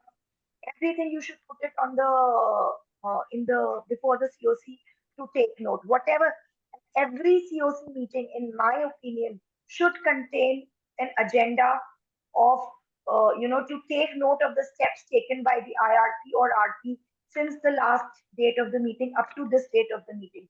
तो उसमें हम जितनी maximum जो भी हमने किया है हमें सब बता देना चाहिए COC को, जिससे कि एटलीस्ट दे उनको नॉलेज है, इंफॉर्मेशन है. बाद में जाकर वो अगर कुछ बोलते हैं तो we can always say that this was within there, this was they knew about it and it is after 4 or 5 months that they are awaking and telling this. And this is a very common thing which happens, that आप लिखेंगे, COC उस वक्त ध्यान नहीं देगी, suddenly उनके higher officials से उनको कुछ query आई थी and then they will come back to you. So in that situation only minutes are going to help. Okay, ma'am. Thank you. There is a question, madam. Can't IRP use the money that the CD generates as a going concern subsequent to insolvency commencement date? Mr. Shekhar's question. So that can definitely be used. And regarding going concern, we have to actually discuss with the COC in the first COC meeting also, discuss about the viability of continuing the company as a going concern. And this is going concern, CIRP is an altogether different story. But yes, whatever revenue comes into the series account from revenue from going concern running of the business, that can be used. Again, we inform it to the COC, any debit that we are making, the cost should be approved. Specific है जो section 28 में है, आप अगर कोई भी debit आप कर रहे हैं, आपके approved costs का ही होना चाहिए, nothing which is not approved. And you have to place it all the CIRP costs and the going operational status of the company before the COC in every COC meeting now. ये specific regulation है कि हर COC में हमें अब सारी जो हमने CIRP costs हम incur कर रहे हैं और जो operational status है कंपनी का CD का, वो हमें उनके सामने place करना है. There is one more question, madam. As per regulation 6A, communication to the creditors is there. Then why IRP is responsible to inform auditors, suspended directors, government authorities, professional? If yes, then which regulation required? So मैंने again वही कहा कि these are not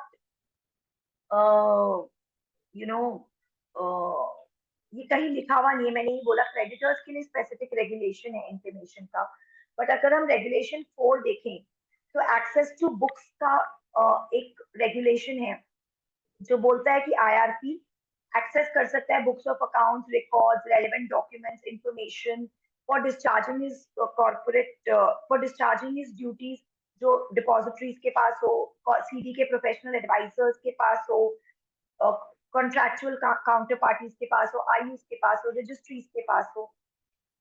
तो ये information और ये access करने के लिए भी हमें इंटीमेट करना जरूरी है। This is what I am saying. आज आप मुझे कंपनी का फाइनेंशियल डेटा चाहिए, मैं ऑडिटर को लिखना मुझे जरूरी है कि वो मुझे टैली बैकअप दे, वो मुझे लास्ट ईयर की अपनी ऑडिट की वर्किंग्स ऑब्जर्वेशंस दे। अगर मेरे को स्टैट्यूटरी ऑडिट रिपोर्ट नहीं मिल पा रही है पब्लिक डोमेन से, ऑडिट मुझे इनकम टैक्स मेरे को लॉगिन डिटेल्स नहीं दे रहा है सीधी, अगर ऑडिटर के पास है पोर्टल डिटेल्स वो मुझे दे, या फाइल रिटर्न्स की कॉपी मुझे दे।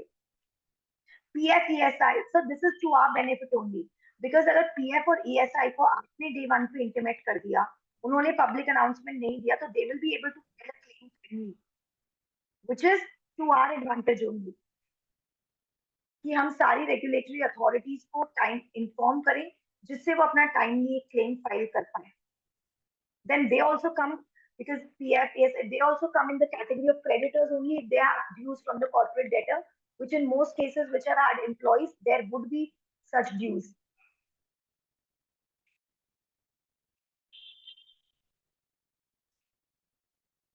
One more question is there, I think, in the chat box. Will the IRP be responsible if NCLT to NCLT if not communicated to the auditors? Okay. If IRP is responsible to NCLT if they have not communicated to the auditors, suspended management, etc. The NCLT can always ask, आप फिर 19(2) लगाओगे तो आप किस basis पे लगाओगे?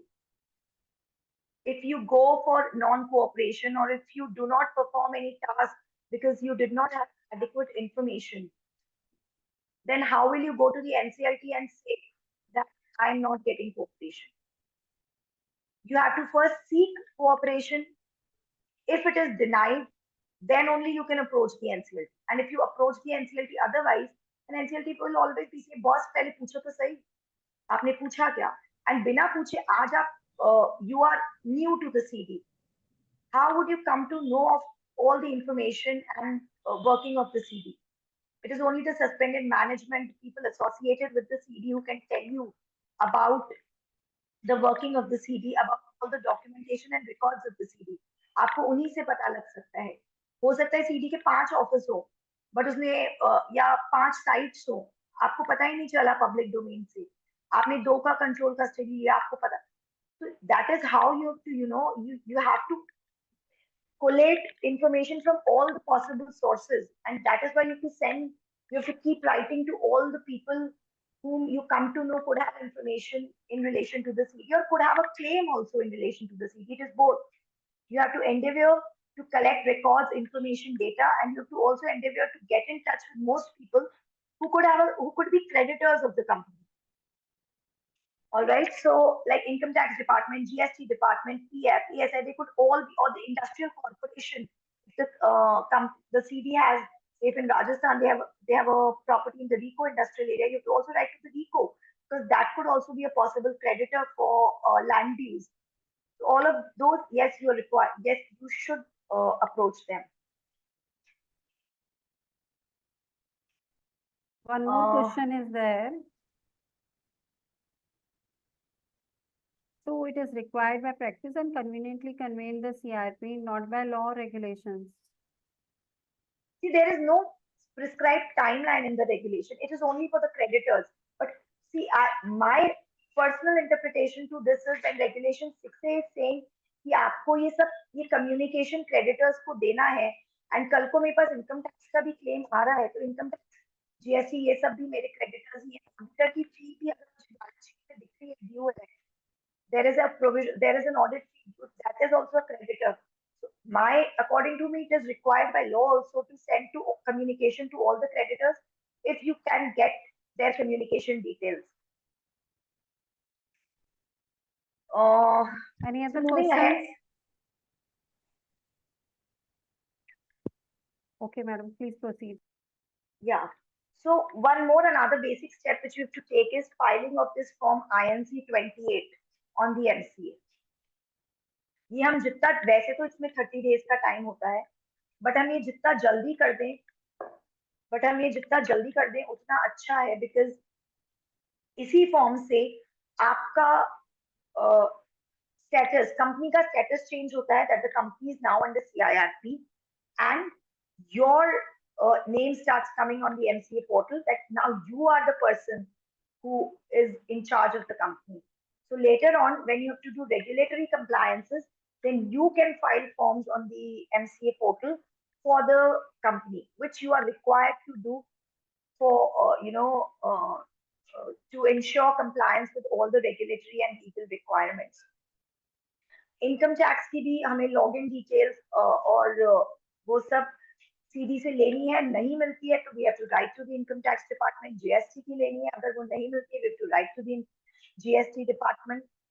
Tan number अगर हमें नहीं मिलता है, या अगर टैन नंबर हमें पता चलता है या नहीं है, our cases company did not ever apply for a TAN, so we applied for a TAN after CIRP was initiated, and then we deducted TDS and did TDS compliances.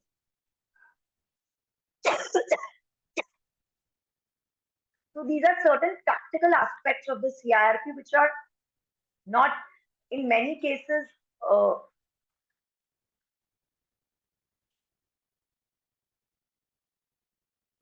there is a question, should I take that? Yeah. To comply the order of NCLT for payment of CRP expenses to RP by applicant, can the applicant make payment in the personal account of IRP after deduction of TDS? Tina ma'am, you can correct me here if I'm wrong, because maybe your understanding in this respect is the amount which the NCLT orders is an advance towards expenses, which you are in up to कई orders में लिखा हुआ भी आने लग गया है कि अगर COC approve कर देती है और COC contribute कर देती है first month के expenses भी, you have to return this back to the operational creditor. So this is not your fees that you are getting, जिस पे एप्लीकेंट TDS कट करके आपको दे, ये सिर्फ एक एडवांस है, तो मेरे हिसाब से उसको TDS डिडक्ट करने की जरूरत नहीं है।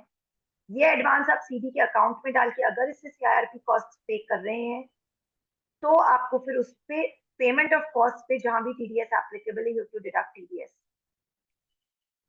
And yeah, I think that should answer the question.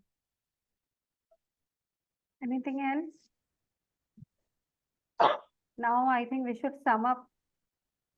I think I'll just take another 2-3 minutes and just quickly what I wanted to discuss basically. It is about verification of, I think duties and responsibilities, we will close, will not go to resolution and COC meetings, which were the other two parts of today's presentation. So verification of claims. हमको claims आते हैं, हमको initially 7 दिन मिलते हैं वो claims verify करने के लिए। तो एक सबसे important चीज ये है कि वो claims verify करते हुए हमको हमेशा we have to keep in mind substance over form. I have seen so many IRPs rejecting claims for not being the right category, for not being the right form, but we don't, or that we have not properly classified them. But courts have held that the IRP herself can, correctly classify them and put it in the list of creditors, which is the correct classification. But you have to intimate the particular creditor about whatever you have done. However, you have admitted the claim of the creditor, you have to intimate that to that particular creditor. Then list of creditors should be placed before the COC, and one more thing, इतने सारे CIRP cases में मैं देखती हूँ IBBI पे list of creditors ही नहीं मिलती है और पता चल रहा है बहुत time से CIRP चल रही है.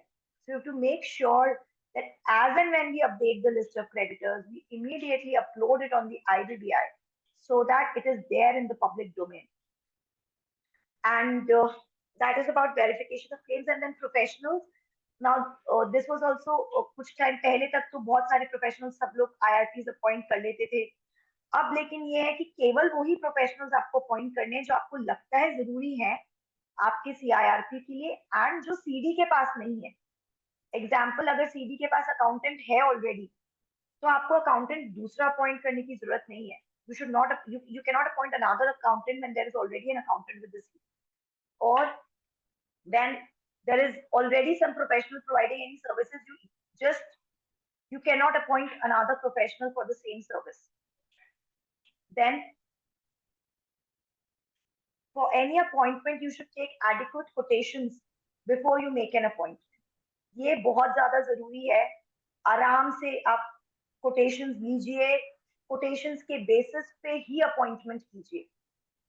And whatever appointment you have done, place it before the COC. What was the reasoning for making a particular appointment, which is not always L1. ऐसा जरूरी नहीं है कि आपको हमेशा L1 को ही अपॉइंट करना हो.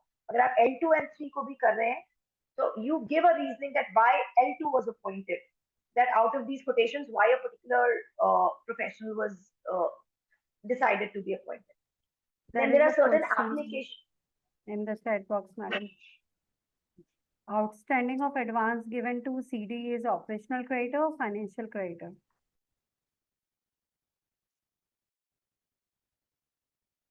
Outstanding of advance given to CD? I did not get the question. Mr. Mahendra, okay, if someone has given an advance to the CD. But advance for what? That is important, I think. What is for machinery? Absolutely, advance for what? It makes only sense. Yeah, so it is completely a different. It cannot be advance for finance. It is for an operational purpose. But it could be an advance for interest. It could be just an advance. You know, it could be a loan. And if it is a loan, it's not a liability, na? It's a receivable only, na? So that is entirely upon facts of the case. You have to see the underlying documents before deciding it's an operational creditor or financial creditor. Without that, I think it cannot be decided. So the applications to the AA, now this is also one of the duty or responsibility which I feel is of the IRP, that you have to expeditiously make applications to the AA for non-cooperation. Agar aapko cooperation nahi mil raha hai in the initial days only, because I've seen various cases that the NCLT has said, why have you come now to us? What were you doing all this time? You should have come to us immediately if you were not getting cooperation. So if we are not getting cooperation, we should not rely on any false promises or claims by the suspended board of promoters. If we are not, because once you filed an application and if you get the documents at a later stage, you can withdraw an application at any time. That is in your hands. But जो भी आपकी जिम्मेदारी है, वो एक बार आप पूरी करके आपको उस स्टेज पे एक बार अपनी नॉन कोऑपरेशन लगाना इम्पोर्टेंट है, टाइमली लगाना इम्पोर्टेंट है. और एक एप्लीकेशन आप AA को लगा सकते हो for assistance of local district administration.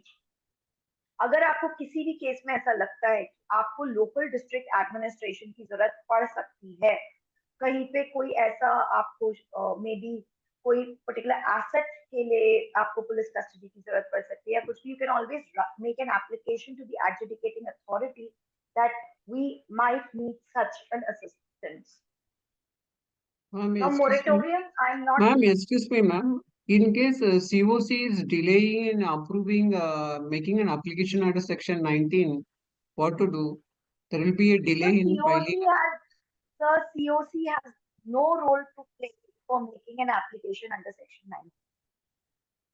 We need to place it one of agenda in the meeting, no? Yeah, sir. That is only for approval of cost. If you are incurring any cost for filing of Section 19(2), आपको कोई legal cost incur करनी है या कुछ, so you have to place it before the COC for ratification of expenses. So you do not need an approval for filing a Section 19(2). You do not need an approval for filing an avoidance application. Those are part and parcel of your duty and responsibility, which you have to do irrespective of COC approving of it or not. Who will pay the expenses, cost?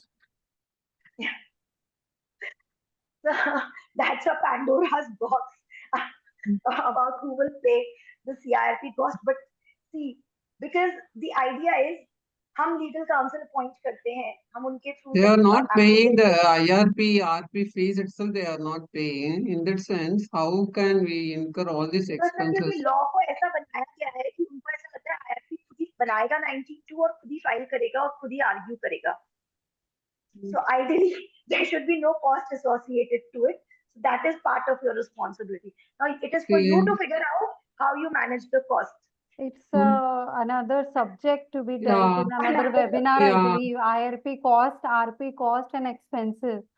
We will hold a webinar on that because it's a series of things are happening. In every cases, IRP and RP are struggling for fees and expenses. So now So how let to us find the middle summarize. way? Yeah. Another one query na, claim verification. CD is not providing any record. In that case, we are unable to check the claim forms. In the sense, we can put all the claims as claim under verification, no? So no. See, अगर creditors ने जो आपको information दी है, अगर उसमें आपके पास sufficient information और documentation है, जहां आप आप obviously for some time you have to wait for the CD to respond to your queries. But अगर वो बिल्कुल ही नहीं कर रहे हैं तो हम पूरा क्लेम बहुत ज्यादा टाइम के लिए नहीं अंडर वेरिफिकेशन रख सकते हैं अगर क्रेडिटर ने सफिशिएंट डॉक्यूमेंटेशन आपको दिया है. जैसे अगर जीएसटी रिटर्न्स दिए हैं या और कोई अग्रीमेंट्स दिए हैं, डॉक्यूमेंट्स दिए हैं, कोई communication latest communication with the CD किया है और अगर सीडी आपको जवाब नहीं दे रहा है, then you have to rely on the documents which have been provided by the creditor. So in that, if you are putting a claim as claim under verification, whether we need to send mail to each and every claimant saying that your claim has received, but it is under verification. So you're required to, whenever you make the list of creditors, whatever amount you are admitting the claim, it is your responsibility to send formal communication to the claimant about the status of their claim. How much amount you have admitted, how much amount you have kept under verification, and how much amount you have rejected, not admitted. Okay. So should we summarize the session? Thank you, Yeah, Garima, thank you. for dealing Yeah. with so many queries and questions, and the questions are never ending because IRP and RP's duties are never ending. And as you rightly said, we are the only people responsible for everything.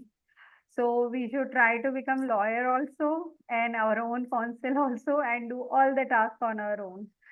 So, but this But task I is, think we have to just find the middle path, and I think we should also see the other side of the picture that we are the privileged lot who have been found capable of doing all this.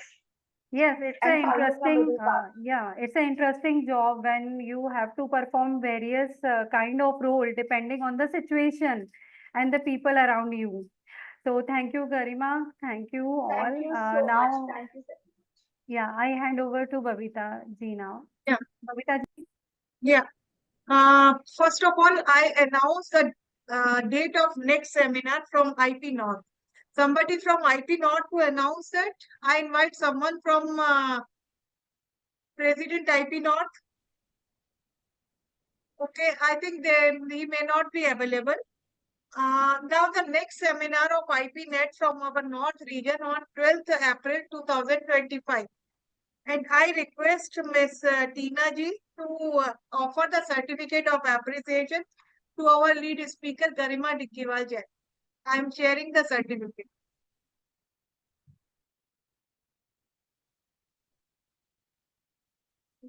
Thank you, Garima.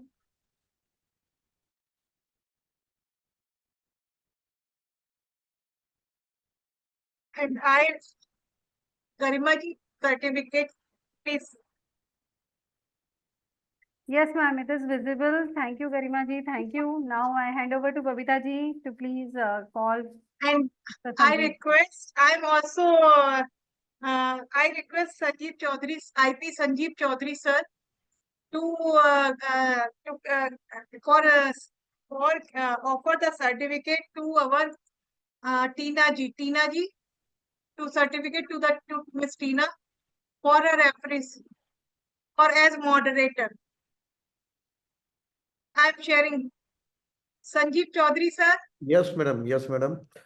Sir, kindly share the certificate. I am sharing the certificate to Tina ji, and please as a moderator. Tina ji, thanks a lot for this conducting this seminar successfully. And this is certificate appreciation from IPNet Central as a member of team of IPNet Central. This certificate for you. Thank you, sir. Thank you so much. Sir, kindly offer the this vote of thanks, Sanjeev Chaudhary, sir. I request you to kindly share the Good evening, everyone. I am Sanjeev Chaudhary, advocate and RP also. I have practiced as a chartered accountant for 30 years also. So I would like to express my sincere gratitude to this our IPNet organization for providing me this opportunity. This today's seminar was a landmark seminar for a startup and for our day-to-day affairs, which we need to do. This is basic requirement, and every RP, IRP will be benefited from this. And I extend my heartfelt thanks to our chief guest, Dr. G.K. Saraswat, and Madam, our keynote speaker, Garima Ligiwal, for enlightening us on this, all the matters.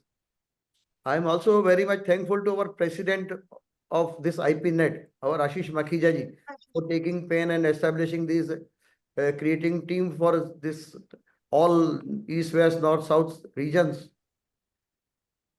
Thank you, Tina Madam, for moderating and providing this guidance to everyone who is attending. And thanks to this transition team, I'm just briefing this because time is very less. So thanks a lot.